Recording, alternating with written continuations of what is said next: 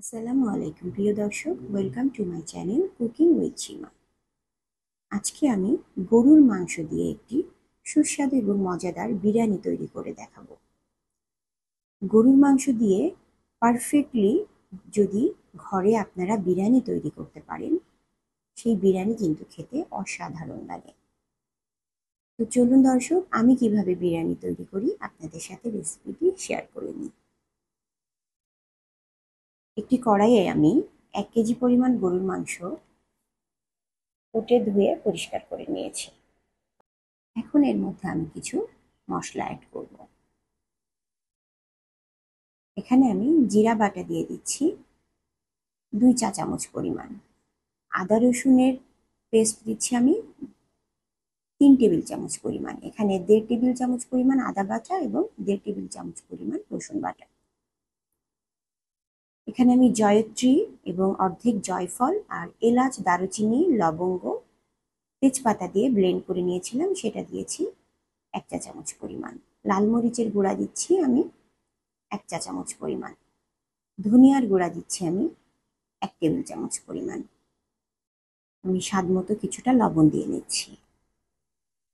Half cup পরিমাণ পেঁয়াজ কুচি দিচ্ছি আর দিচ্ছি 2টি কাঁচামরিচ ফালি। আমি পেঁয়াজ বেরেস্তা করে রেখেছিলাম, সেই পেঁয়াজ বেরেস্তার তেল দিয়ে দিচ্ছি হাফ কাপ। এখন আমি সবকিছু একটু ভালোভাবে মাংসের সাথে মিশিয়ে নেব। খুব ভালো করে মাংসের সাথে আমি মশলাগুলা মিশিয়ে নিচ্ছি। আমি এখনো চুলাটা জ্বালাইনি, এখন আমি চুলাটা অন করে দিব। আমার মাংসটা থেকে পানি ছাড়া শুরু হয়েছে। এই পর্যায়ে আমি 3 টেবিল চামচ পরিমাণ টক দই ফেটে মাংসের মধ্যে দিয়ে দিলাম।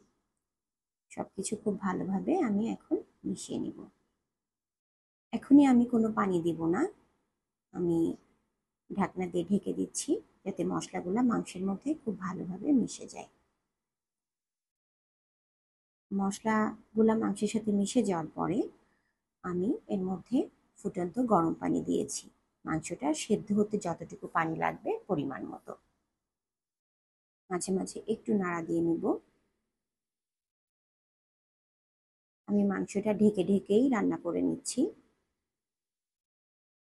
আমার মাংসটার পানি শুকিয়ে গিয়েছে এবং আমার মাংসটাও খুব সুন্দরভাবে সিদ্ধ হয়ে গেছে। এখন আমি ঝোল থেকে মাংসগুলা আলাদা করে উঠিয়ে নিচ্ছি।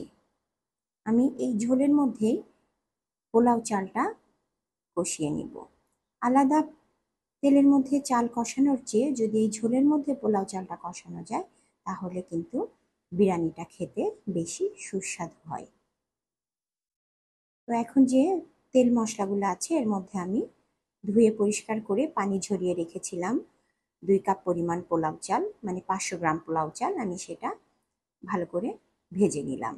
এখন আমি 2 কাপ চালের জন্য 4 কাপ পরিমাণ গরম পানি দিব। এখানে আমি 3 কাপ পরিমাণ পানি দিয়েছি আর 1 কাপ পরিমাণ দিয়েছি গরুর জাল করা দুধ। সবকিছু দিয়ে আমি চালটা ভালো করে একটু নেড়েচেড়ে ফুটিয়ে নেব। আমি কিছুটা লবণ দিয়ে দিলাম আর দিয়ে দিলাম 1 চা চামচ পরিমাণ চিনি। আমি কিছু আলু টুকরা করে ভেজে রেখেছিলাম, সেই আলুগুলাও আমি দিয়ে দিচ্ছি। দিয়ে দিচ্ছি 1 মুঠ পরিমাণ পেঁয়াজ বেরেস্তা। আলু বেরেস্তা সবকিছু খুব ভালোভাবে আমি মিশিয়ে ঢাকনা দিয়ে ঢেকে দিচ্ছি ভাত হওয়া পর্যন্ত। আমার ভাতগুলা খুব সুন্দরভাবে ঝরঝরে হয়েছে। এখানে আমি 90%ই ভাতগুলা রান্না করে নিয়েছি, আর 10% আমি দমে রেখে দিব, তখন হয়ে যাবে। তো যে মাংসগুলো আমি উঠিয়ে রেখেছিলাম, এই মাংসগুলো এখন আমি আমার পোলাওয়ের উপরে দিয়ে দিচ্ছি। আমি এখনই নাড়াচাড়া করে মিলিয়ে দিব না, আমি পোলাওয়ের উপরে মাংসগুলা রেখে কিছু সময় দমে রাখবো। মাংসের উপরে আমি আবারও কিছুটা পেঁয়াজ বেরেস্তা দিয়ে দিলাম, বাদাম এবং কিশমিশ দিয়ে দিচ্ছি। 3-4টা কাঁচামরিচ দিয়ে দিচ্ছি আস্ত, এবং আমি কেওড়া জল দিচ্ছি 1 টেবিল চামচ পরিমাণ। কিছুটা ঘি আমি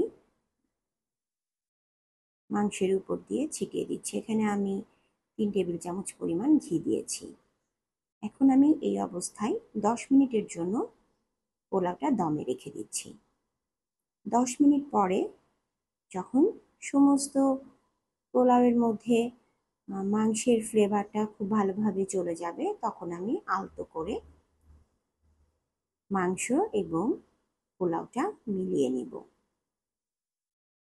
আমি কিন্তু প্রথমেই মেলাইনি, এভাবে আমি সুন্দর করে এখন মিলিয়ে আবারও 10 থেকে 15 মিনিটের জন্য দমে রেখে দিলাম।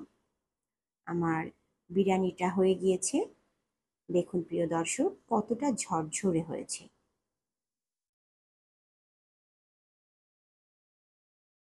বিরিয়ানিটা দেখতে যেমন সুন্দর ঝরঝরে হয়েছে, মাংসগুলো কিন্তু একদম গলে গিয়েছে। দেখেন, একটু চাপ দিতেই মাংসগুলো কিন্তু ভেঙে গেল। বিরিয়ানিটা খেতেও কিন্তু ভীষণ মজাদার। আপনারা আমার রেসিপি ফলো করে যদি এভাবে বিফ বিরিয়ানি রান্না করে থাকেন, তাহলে দেখবেন খেতে কতটাই সুস্বাদু হয়েছে। আমি এখন পরিবেশন করে নিচ্ছি। এই ছিল আমার আজকের গরুর মাংসের বিরিয়ানির রেসিপি। আমার রেসিপিটি যদি আপনাদের ভালো লেগে থাকে, লাইক, কমেন্ট, শেয়ার দিয়ে আমার পাশেই থাকবেন। এতক্ষণ আমার সাথে থাকার জন্য ধন্যবাদ। আসসালামু আলাইকুম।